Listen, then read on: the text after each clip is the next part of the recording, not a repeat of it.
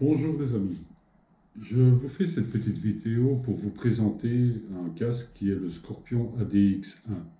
C'est un casque que je connais pour l'avoir porté il y a quelques années, au moment de sa sortie plus ou moins, pendant près de 15 000 km. Je vous montrerai les photos du casque juste après la présentation, ce petit préambule. C'était un casque que j'aimais bien le look, mais j'ai trouvé quelques petits défauts. Il y avait notamment la visière solaire qui craquait un peu quand on roulait, et j'avais des infiltrations lors de grosses pluies par la visière classique.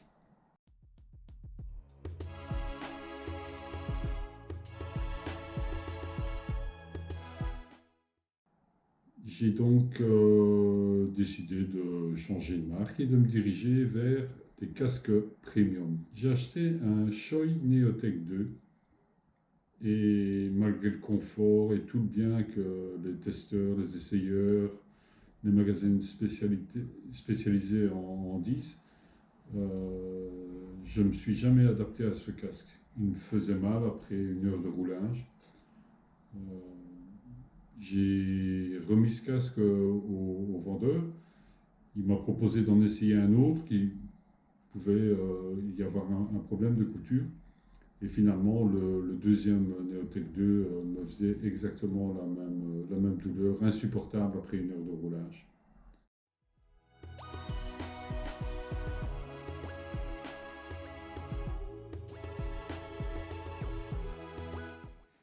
Après les déconvenus avec le Shoei Neotech 2, je me suis dirigé vers une autre marque, c'est les AJC.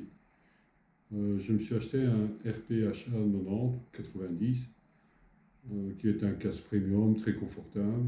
En tout cas, les mots sont très confortables. Mais ce casque, pour moi, présente encore des défauts. À savoir, euh, il vibre.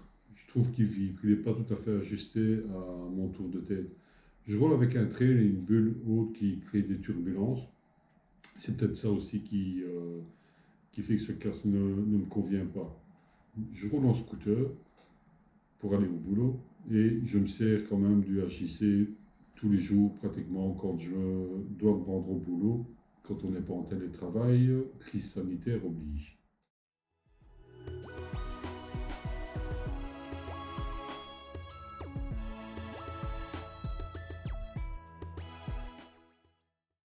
J'ai ensuite acheté un Schuber C3 Pro.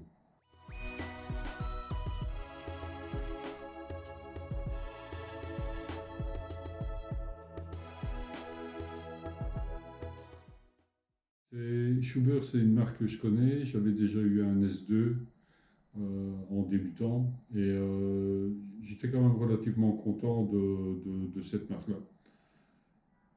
Le C3 Pro, il est confortable, stable, il est relativement silencieux. Et je trouve que pour un casque premium à un tel prix, il a encore quand même quelques défauts.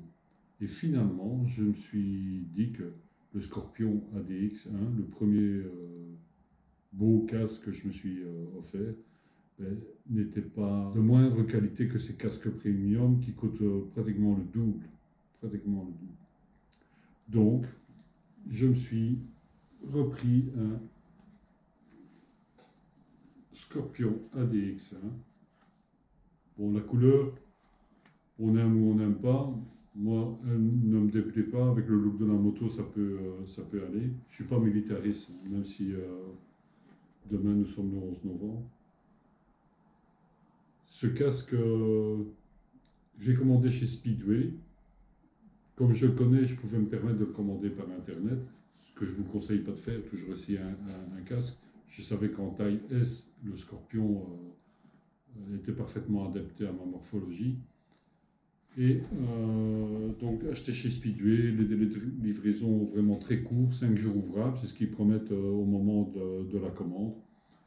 Et voilà, donc on reçoit le casque bien emballé, il est déjà monté avec la visière, le pin lock est déjà monté, en fait il n'y a plus rien à faire. Quand on reçoit le casque, il est prêt à être utilisé. Pour ceux qui ne le connaissent pas, voilà, c'est un casque modulable. Il y a la visière solaire qui couvre bien la visière solaire. C'est une boucle micrométrique. Et alors, il a la visière, la casquette qui peut s'enlever. Et vous avez des caches qui